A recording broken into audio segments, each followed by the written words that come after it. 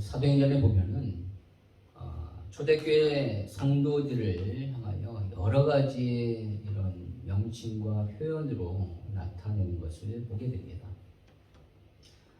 제자 혹은 증인, 신도, 믿는 사람, 그리고 그리스도인 등등의 여러 가지 표현으로 이렇게 초대교회 성도들을 이야기하고 있죠. 그런데 오늘 저와 여러분이 읽은 오늘 본문에는 또 다른 표현이 한 가지가 나오는데, 그것이 바로 6절에 보면은 천하를 어지럽게 하는 자라는 그런 표현으로 또 나오고 있습니다. 물론 이것은 그러니까 바울 일행을 향하여 핍박하는 유대인들이 아주 부정적인 의미로 이렇게 불렀던 것이지만 결과적으로 보면 맞는 말입니다. 왜냐하면 바울이 가는 곳곳마다 소란과 소동이 일어났기 때문에 그런 것이죠. 여러분 한번 보십시오. 우리가 지난번에 이제 1차 전도 여행에 대하여 우리가 살펴봤지만 1차 전도 여행의 첫 번째 선교지였던 살라미에 들어갔을 때 바울이 전한 복음 가운데 그곳을 다스렸던 로마의 총독이 그 복음에 반응을 보이기 시작합니다. 그래서 복음을 듣고 예수를 믿으려고 했는데 거기에 그 총독 뒤에서 그동안의 총독을 굉장히 조정했던 무당, 마술사였던 엘루마라는 사람이 이 총독이 예수 믿는 것을 방해한 것입니다. 그러자 바울이 그 엘루마를 향하여 저주하죠. 그 즉시 엘루마는 눈이 멀게 됩니다. 멀쩡했던 사람이 갑자기 눈이 머는 충격적인 사건이 벌어지게 된 것이죠. 그 사건으로 인하여 이 총독은 더 확실히 예수 그리스도를 믿게 됩니다. 그리고 한 사람은 예수를 믿게 되고 한 사람은 앞을 한동안 보지 못한 그런 일이 벌어지게 된 것이죠. 또한 두 번째 지역이었던 비시디아 안디옥에서 바울이 회당에서 복음을 전하는데 수많은 사람들이 막 엄청나게 모이기 시작합니다. 성경에 보니까 온 시민들이 다 그 회당에 모였대요.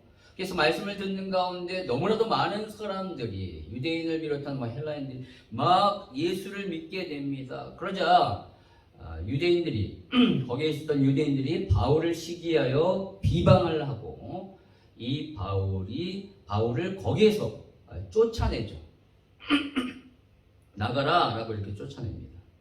자, 그리고 세 번째 지역이었던 바로 이고니온에서도 유대인과 헬라인의 허다한 무리들이 예수를 믿는 놀라운 역사가 일어나죠. 그런데 유대인들이 또 거기에 있는 사람들을 막 선동하여서 바울을 향하여 돌을 들어 치려고 합니다. 물론 극적으로 그것을 탈출하게 되지만 나중에 결국 루스드라에, 그 다음 행선지였던 루스드라에서는 그런 일이 진짜 벌어지게 됩니다. 바울이 그 루스드라에 갔을 때 안진뱅이 사람을 보고 일으켜 세우죠. 그러자 사람들이 확 모여가지고 야, 이는 이 땅에 내려온 신이다 라고 하면서 바울과 바나바를 막 칭송하며 신으로 막 신격화 시키는 일들이 벌어집니다. 그러자 막 소문이 났을 때 유대인들, 이 바울을 죽이려고 했던 바로 이 유대인들이 그곳까지, 이 루스드라까지 와가지고 결국은 바울을 돌로 쳤다라고 성경은 말하고 있어요. 그래서 성경에 보니까 그 돌에 맞았던 바울이 죽은 줄 알고 그들이 성 밖에 내던졌다라고 말하고 있죠. 이처럼 엄청난 여러 가지 많은 일들이 벌어져요. 바울이 가는 곳곳마다 그냥 조용하지는 않습니다. 막 엄청난 사람들이 모이고 변화되고 그리고 또 이런 막 핍박과 환난이 일어납니다. 여러분 2차 전도 여행은 또 어떻습니까? 바로 우리가 지난번에도 봤지만 빌립보 1차 전도 지역을 쫙 돌고 나서 이제 새로운 지역인 마게도니아를 향하여 가게 됩니다. 마게도니아의 첫 성 빌립보에 이르렀을 때 거기에 갑자기 귀신 들린 여종이 막 쫓아오면서 그들을 향하여 이는 하나님이 귀한 종이다 막 그렇게 막 얘기하잖아요. 그래서 어쩔 수 없이 바울이 그 여종의 귀신을 쫓아냅니다. 근데 그 사건 때문에 바울과 실라가 빌립보 감옥에 갇히게 돼요. 거기서 엄청나게 맞게 되지만 그날 밤에 그들이 찬송과 기도하는 가운데 갑자기 지진이 일어나 옥문이 열리고 창고가 풀리는 놀라운 일이 벌어지게 되잖아요. 그 일로 인하여 그것을 지키고 있었던 간수장이 복음을 받고 그 집안 전체가 하나님께 돌아오는 그런 일이 벌어지게 됩니다. 이처럼 바울은 가는 곳곳마다 그의 일행들에 의해서 소란이 일어났어요. 근데 여러분 이 소란은요 다른 무엇 때문에 일어난 것이 아니라 그들이 복음을 전했기 때문에 복음 때문에 일어난 소란입니다. 세상에 나타나는 그러한 소란들은 다 범죄로 일어난 지금 미국에서도 아주 또 심각한 총기 사건이 벌어져가지고 은행을 다니다가 은행에서 잘렸다라고 그래가지고 총을 들고 가지고 거기에 있는 동료 직원들을 막 쏴 죽이고 그런 일들이 벌어지게 되는 그러니까 어떤 그런 끔찍한 테러 때문에 일어난 소동도 아니고 사기를 쳐서 혹은 그런 범죄를 저질러서 일어난 그런 소란이 아니라 바로 복음을 전함으로 나타났던 이런 소란이었다라는 것이죠. 그러나 이 복음을 받아들이는 사람에 따라서 이 복음을 잘 받아들였던 사람들은 이 소란이 바로 그들의 삶을 변화시켰던 놀라운 그러한 기쁨의 잔치가 되었던 것이고 그들에게는. 그러나 그 복음을 거부했던 사람들에게는 그동안 잘 살았던 자신의 세상을 굉장히 어지럽게 만드는 회방꾼에 불과했던 거예요. 그렇기 때문에 그들을 핍박하고 죽이려고 하는 것이죠. 그러니까 복음에 대한 이런 수용성 때문에 아주 너무나도 다른 그러한 반응이 나타나게 되었습니다. 저와 여러분은 이러한 복음의 소란이 저와 여러분의 삶 가운데 삶을 변화시키는 놀라운 기쁨의 잔치였을 줄 믿습니다. 네. 저와 여러분은 분명히 이런 복음으로 인하여 이런 소란을 경험했어요. 분명히 경험했을 것입니다. 그렇다면 이제 우리에게 남은 것은 뭐냐? 바로 우리가 이런 소란을 경험하여 이 소란으로 말미암아 삶이 변화되었다면 이제 우리에게 남은 것은 우리도 그렇게 바울처럼 소란을 일으키는 사람이 되어야 한다는 거예요. 사람들로 하여금 우리를 향하여 천하를 어지럽게 하는 자라고 부를 수 있도록 우리는 살아야 한다는 것이죠. 바울은 바로 복음 때문에 천하를 어지럽게 한 자라고 일컬음을 받았는데 저와 여러분도 이제는 세상이 우리를 향하여 천하를 어지럽게 하는 자군이라고 이게 불릴 정도의 삶을 살아야 하는 것이죠. 그렇다면 어떻게 살아야 우리가 천하를 어지럽히는 그런 자가 될 수 있을까요? 오늘 본문에 나오는 인물을 통하여 우리는 그것을 확인할 수 있는데요. 그 첫 번째는 뭐냐면 바로 첫 번째로 천하를 어지럽히는 사람은 생명의 복음을 전하는 자라는 것이죠. 다른 것이 아닙니다. 생명의 복음을 전하는 자가 천하를 어지럽히는 자예요. 오늘 바울은 빌립보에 그 전에 이제 빌립보에 있었잖아요. 지도를 보시면 빌립보 마게도니아의 첫성 빌립보에 있다가 거기서 루디아라는 여자가 복음을 받게 되고 또 간수를 지켰던 간수장이 복음을 받게 되고 그들의 가족도 변화되고 또 거기에서 이제 빌립보 교회가 세워지게 됩니다. 자, 그렇게 세워졌을 때 이제 그곳을 떠나 이제 어디로 가게 되냐면 데살로니가로 내려갑니다. 오늘 본문에 보니까 1절에 그들이 암비볼리와 아볼로니아를 다녀가. 그러니까 거기를 거친 거예요. 거기 지나서 간 것이에요. 여기 너무 작게 나와서 그런데 보이신지 모르겠네요. 암비볼리와 아볼로니아가 있습니다. 그러니까 남서쪽에 이렇게 가고 있죠. 결국은 생선지, 목적지는 데살로니가입니다. 왜냐하면 그 당시에 이 마게도니아를 대표하는 엄청난 큰 도시가 데살로니가였기 때문에 그래요. 바울은 그렇게 큰 도시를 중심으로 해서 복음을 전했던 겁니다.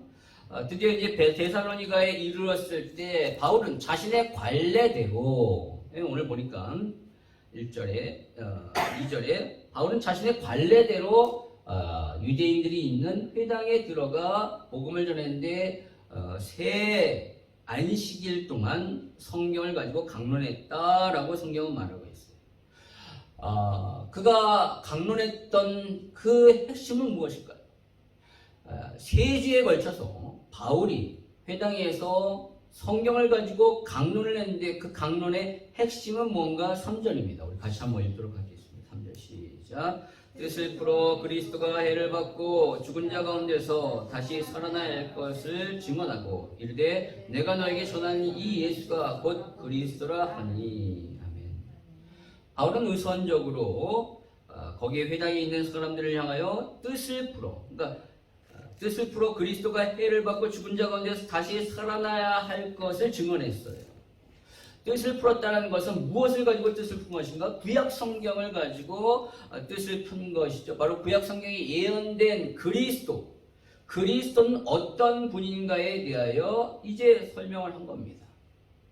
여러분, 유대인들에게 그리스도라고 얘기하면 모두 다 메시아로 여깁니다. 왜냐하면 그리스도는 헬라어고 메시아는 히브리어이기 때문에 같은 뜻이에요. 그 뜻은 구원자라는 의미죠.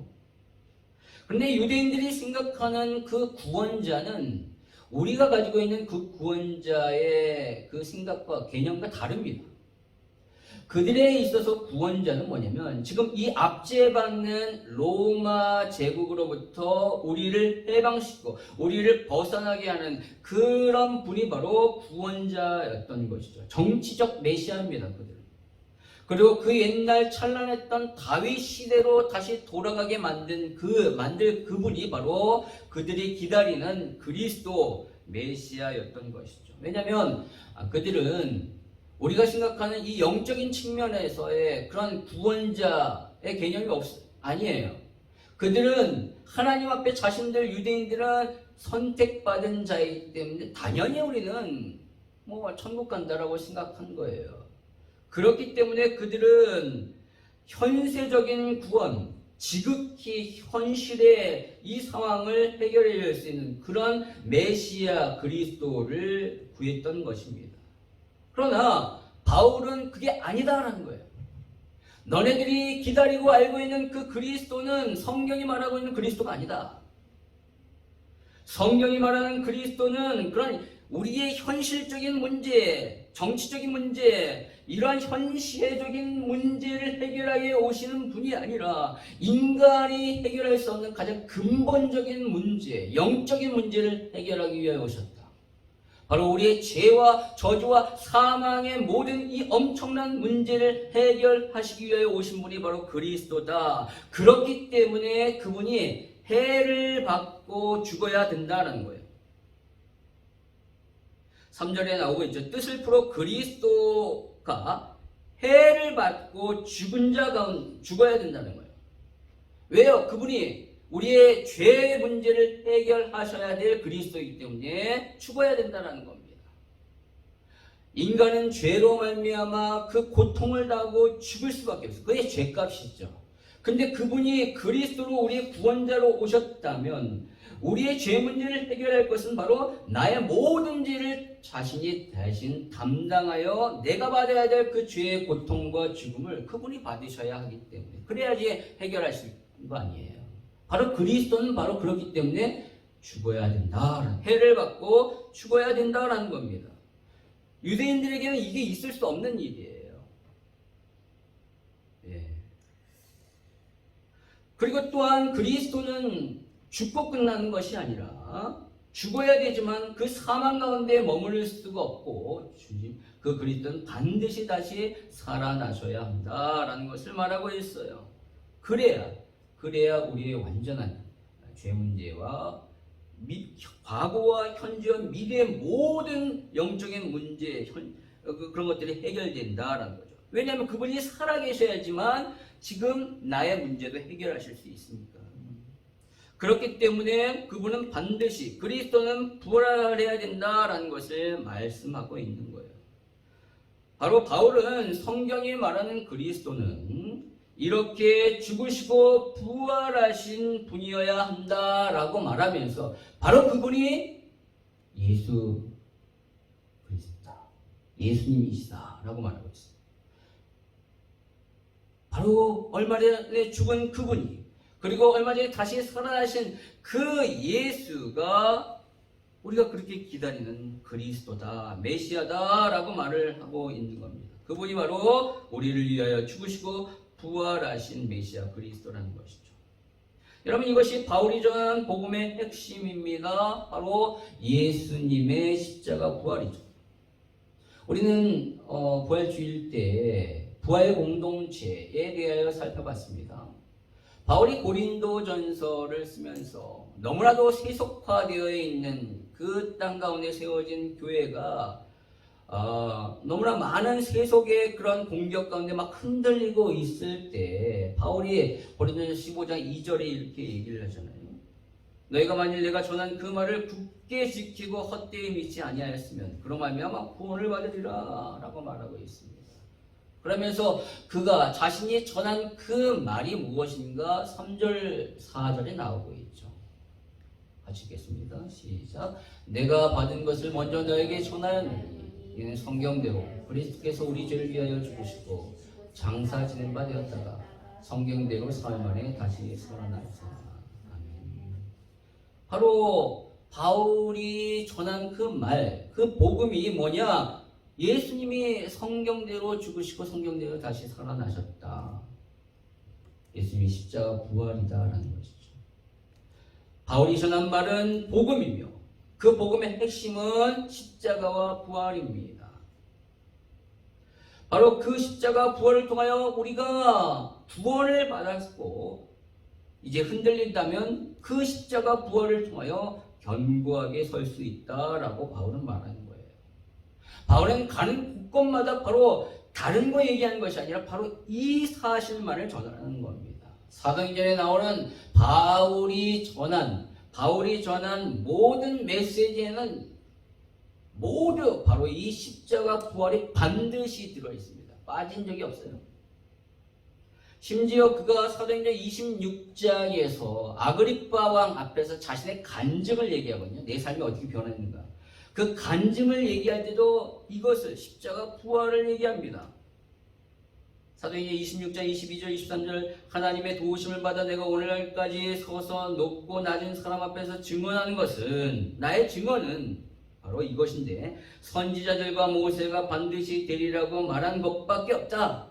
그것이 뭐냐? 곧 그리스도가 고난을 받으실 것과 죽은 자 가운데서 먼저 다시 살아나사 그 이스라엘과 이방인들에게 빛을 전하시라 함이니라. 바로 예수님이 죽으시고 다시 살아나셨다. 그리스도가 죽으시고 다시 살아나셨다. 그것밖에 간증할 거 없다라고 얘기합니다. 여러분 그렇습니다. 저와 여러분이 붙잡아야 될 유일한 복음은 바로 십자가 부활이에요. 그리고 저와 여러분이 증거해야 될 유일한 복음도 예수님의 십자가 부활인 줄 믿습니다. 다른 복음은 없어요. 세상이 아무리 변하고 아무리 달라진다 할지라도 변하지 아니하는 한 가지가 있다면, 한 가지가 있는데 그것은 바로 예수님이 우리를 위하여 십자가에 죽으시고 부활하셨다. 바로 그분이 그리스도이시다라는 사실입니다. 오늘 바울을 향하여 천하를 어지럽힌 자라고 한 이유가 바로 이 복음을 그들이 전했기 때문에 그런 거예요. 이 복음이 아닌 다른 좋은 얘기를 했다면 이런 얘기, 천하를 어지럽게 하는데 절대 이러한 반응이 나오지 않습니다.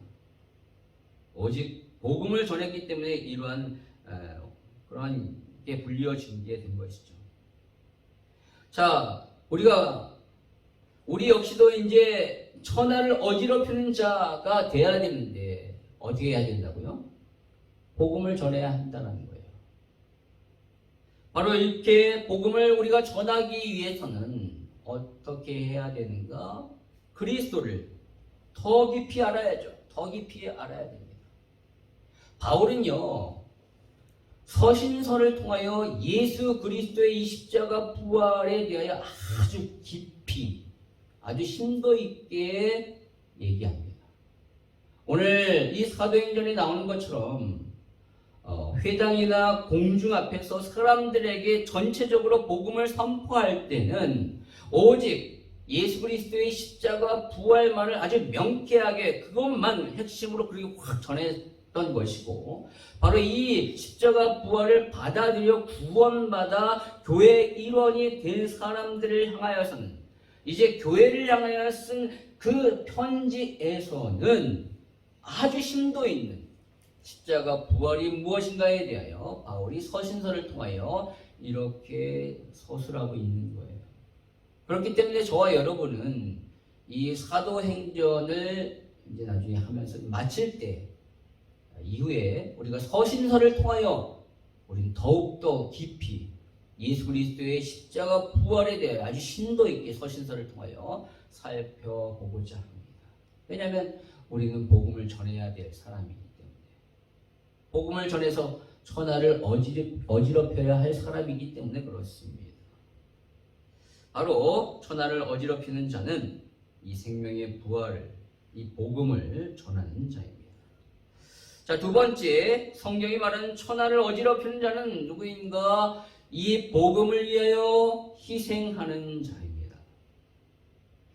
오늘 바울은 데살로니가에서 이렇게 복음을 전했지만 사실은 지금 그의 몸 상태는 완전히 엉망입니다. 너무너무 이루 말할 수 없이 힘들어요. 왜냐하면 우리가 아시다시피 이전에 빌립보에 있었을 때 어땠죠? 감옥에서 어마어마하게 맞았거든요. 그 채찍질을 엄청나게 맞았습니다. 그래서 온 몸이 사실 너무 상처와 상처투성이라는 거예요. 그래서 그것은 데살로니가전서 2장 2절에 보니까 너희가 아는 바와 같이 우리가 먼저 빌립보에서 고난과 능력을 당하였으나 라고 말하고 있죠. 그런 너무나도 많은 고난과 능력을 빌립보에서, 그 감옥에서 받았어요. 온몸이 너무너무 지금 막 너무너무 괴로운 거예요. 그래서 그는 하나님의 역사로 풀려나기는 했지만 사실은 그에게는 지금 시간을 두고 치료가 필요한 것입니다. 그런데도 불구하고 그는 곧바로 빌립보에서 데살로니가로 내려온 것입니다. 근데 지금 바울과 함께하는 일행이 누구죠? 이 2차 전도행을 함께하고 있는 사람이 누구냐면 바로 바울과 실라, 그리고 디모데와 이 글을 쓰는 누가입니다. 누가. 네 사람이 한 팀을 이루어서 지금 2차 전도행을 하고 있는 거예요. 여러분, 그 중에서 누가는 어떤 사람입니다? 어떤 사람입니까? 잘 아시다시피 의사입니다. 의사. 그렇기 때문에 이 상황에서 바울에게 가장 필요한 사람은 누가일 거예요. 누가가 옆에서 그를 치료해주고 그의 몸을 보살펴줘야 하는 것이죠. 그런데 오늘 17장 1절에 보니까 이 데살로니가에 온 일행에 대하여 뭐라고 했냐면 그들이라고 말하고 있어요. 이 말은 이 글을 쓰고 있는 누가 자신은 빠져있다는 거죠. 내가 들어있으면 우리는 이라고 얘기하겠죠. 16장에 빌립보에 이르렀을 때는 우리가, 16장 11절에도 우리가 드로아에서 배를 떠나, 16절에도 우리가 기도한 곳에 가다가 자신이 포함된 수도 우리가 라고 얘기를 하잖아요. 근데 17장에서 이 데살로니가에서부터는 그들이라고 말하고 있는 거예요. 무슨 말입니까? 누가는 빠졌어요. 그리고 나머지 세 사람만 데살로니가에 온 것입니다. 왜 누가는 빠졌을까요? 그것은 바로 빌립보 교회를 위하여 바울이 이 누가를 남겨놓은 거예요. 유럽 복음의 첫 열매인 이 루디아와 간수장, 그리고 그들의 가정과 그들에 의해 세워진 또 이 빌립보 교회를 위하여 바울은 이들의 상황을 누구보다도 잘 알 수 있는 같은 이방인인 이 누가를 그곳에 남겨두어 그들을 잘 보살피도록 돌보도록 한 것입니다. 누가가 지금 바울에게 너무너무 필요한데 바울에게 있어서는 지금 누가가 누구보다도 필요함에도 불구하고 바울은 자신보다 교회를 더 생각하여 그 빌립보에 누가를 남겨두고 온 것이라는 거죠. 바로 바울은 이렇게 교회를 더 우선적으로 생각하는 사람이었다는 거죠. 그래서 빌립보 교회는 이러한 바울의 마음을 너무나도 잘 알기 때문에 다른 교회보다 이 바울을 향하여 물심양면으로 많이 도왔습니다. 그래서 그의 필요를 채우기 위하여 바울에게 돈을 보내주고 그랬는데 빌립보에서 4장 16절에 보니까 데살로니가에 있을 때에도 너희가 한 번뿐 아니라 두 번이나 나의 쓸 것을 보내었도다. 내가 이 데살로니가에 왔는데 너네들이 나를 위하여 이렇게 내가 쓸 것을 이렇게 또 보내줬구나 라고 이렇게 얘기하는 거예요.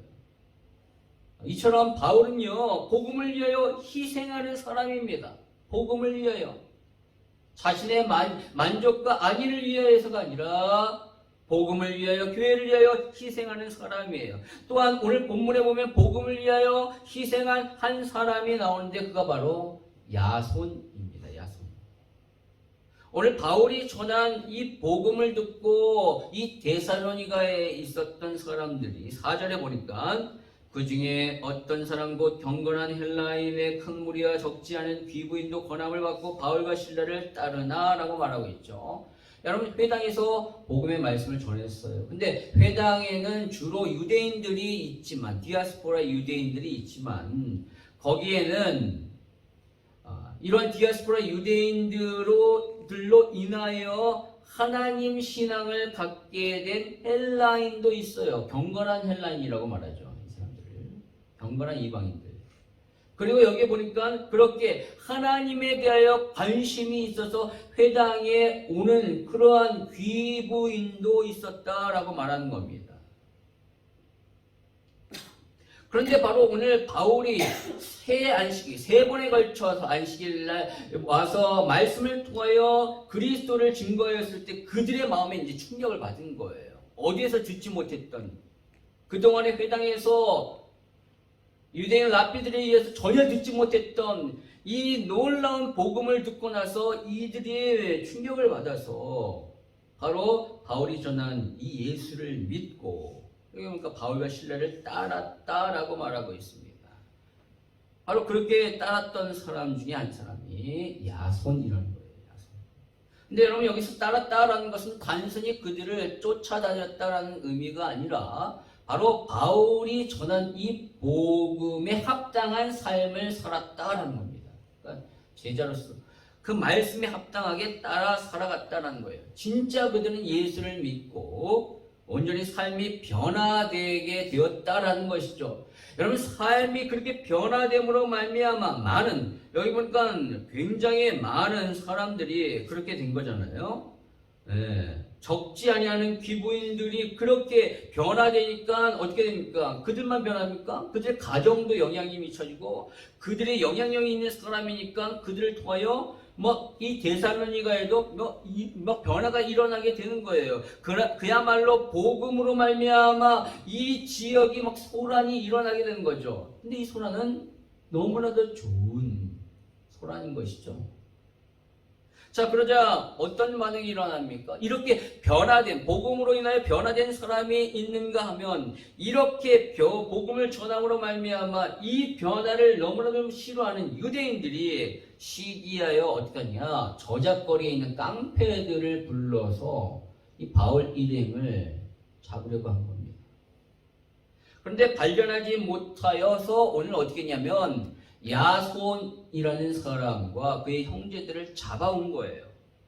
그래서 그에게를 신문합니다. 왜 그를 잡아왔는가? 바로 야손이 이 바울 일행을 자신의 집에 묵도록 했기 때문에 그런 것이죠.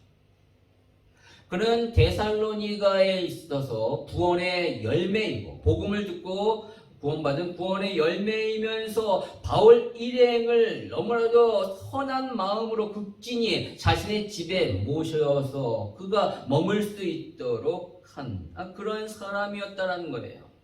그러나 사실 그가 복음을 받아들이지 않았다면 오늘 이러한 신문을 받을 이유가 없는 겁니다.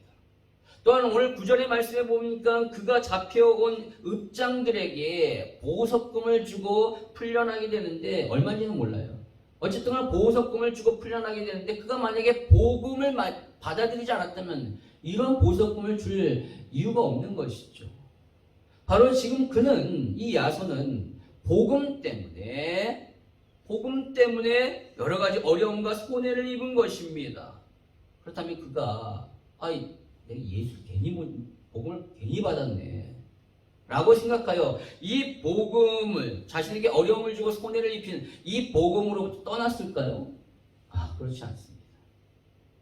로마서 16장 21절에 보니까 바울이 나의 동역자 디모데와 나의 친척 누기어와 야손과 소식하다가 너에게 문안하느니라 라고 말하고 있죠. 바울은 로마서를 쓸 때 로마서 맨 마지막에 자신을 복음을 위하여 자신과 함께 헌신하고 수고한 사람들 한 30명의 명단을 쫙 기록했는데 그 중에 한 사람이 바로 야손이었다라는 거예요. 그러니까 얼마나 많은 사람들을 만났겠어요, 바울이. 근데 그 중에서 이 30명의 이름이 들어갔다는 것은 바울에게 있어서 굉장히 복음을 위하여 헌신하고 수고한 사람이었다라는 것을 알 수 있는 것이죠.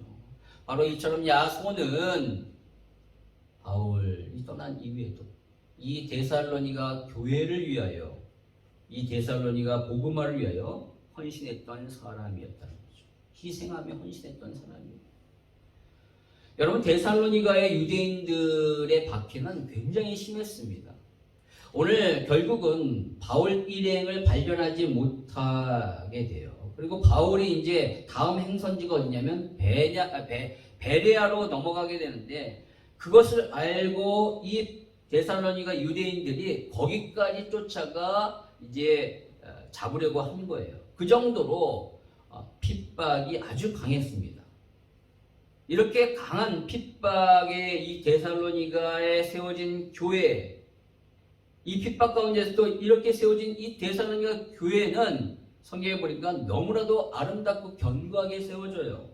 그래서 데살로니가전서 1장 6절과 7절에 보니까 바울이 그들을 향하여 뭐라고 하냐면 또 너희는 많은 환난 가운데서 환난을 받고 있다는 거죠. 성령의 기쁨으로 말씀을 받아 우리와 주를 본받은 자가 되었으니 그러므로 너희가 마게도니아와 아가야에 있는 모든 믿는 자의 본이 되었느니라.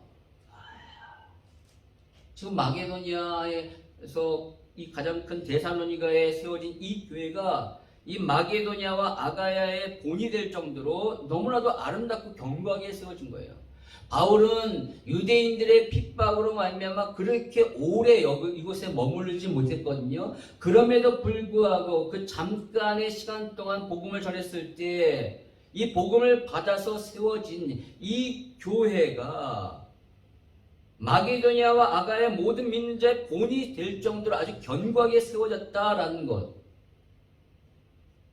누가 이렇게 든든하게 세울 수 있도록 노력했을까요? 야손이겠죠, 야손. 예. 바로 그가 있었기 때문에 가능했던 것입니다. 오늘 유대인들이 말한 천하를 어지럽게 하던 자는 바로 바울 일행이었지만 결국 이 야손 역시 그러한 사람이 된 것입니다. 야손으로 말미암아 이 데살로니가의 교회가 아주 너무나도 견고하게 세워져서 이 지역에 놀라운 영향력을 미치고 변화를 일으키게 됩니다. 복음의 선한 소란을 일으키는 자가 되기 때문에 결국 그 역시도 천하를 어지럽게 하는 자가 된 것이죠. 여러분 세상에 선한 영향력을 끼치기 위해서는 희생하지 않고서는 가능하지 않습니다. 소금이 녹아야지만 짠맛을 내죠. 등불이 타야지만 주위를 밝히죠. 복음을 위한 헌신과 희생이 없이 어떻게 복음의 맛과 빛을 낼 수 있겠습니까? 바로 이러한 희생, 복음을 위한 희생이 있을 때 그 사람을 통하여 천하가 어지럽게, 복음으로 말미암아 어지럽게 되는 거예요. 바로 그 사람이 천하를 어지럽게 하는 자가 되는 것입니다. 바로 그렇게 되기 위해서는 어떻게 하는가?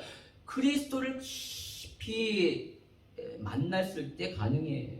그러한 희생과 헌신은요, 뭐 인간의 뭐 어떤 무슨 의지와 깡다구로 잘 안 돼요. 한두 번이죠.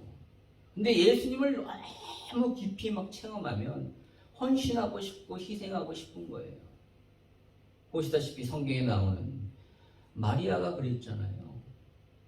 마르다 마리아. 예수님을 너무나도 깊이 만났고 그 예수님의 말씀을 듣는 가운데 너무너무 많은 은혜를 받았고 자기 오라버지가 살아나는 그런 일들을 그 예수로 인하여 받은 은혜와 그 예수님과의 만남이 너무나도 깊었기에 그는 아낌없이 자신의 그 비싼 향유를 예수님께 다 쏟아붓습니다. 또한 우리가 지난번에 우리 새벽 예배 때 봤을까요? 아리마대 요셉을 보십시오.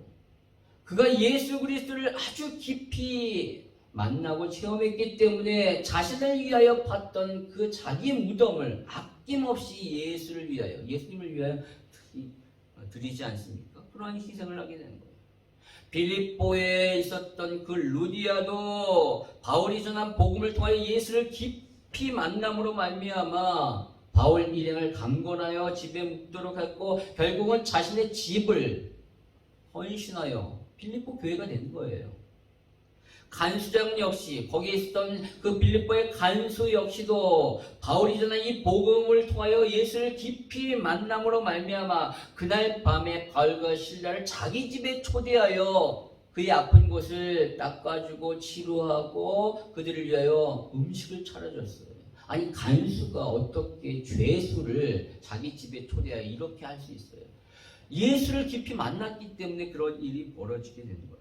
오늘 야손도 바울을 통하여 예수를 깊이 체험했기 때문에 자신의 집을 오픈하였고 복음을 위하여 신문을 받고 보석금을 내기까지 하면서 자신의 집을 결국은 교회로 내놓게 되었다는 거죠.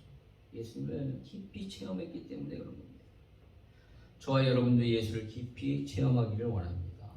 그래서 그분이 너무너무 좋고 복음이 너무너무 좋아서 그 복음을 위하여 예수를 위하여 헌신하며 희생하는 자리까지 나아갈 때 비로소 천하를 어지럽히는 자가 되는 것입니다. 오늘 우리는 이 자리에 예수님을 깊이 만나고 체험하게 한 것입니다. 바로 같이 우리가 찬양하며 기도할 때 주님을 깊이 체험하는 그런 시간이 되기를 원합니다. 그리고 그분을 위하여 희생하며 헌신하며 그래서 그 복음의 말씀을 전함으로 말미암아 천하를 어지럽힌 자라고 일컬음을 받는 저와 여러분의 삶이 되기를 주님 이름으로 축원합니다.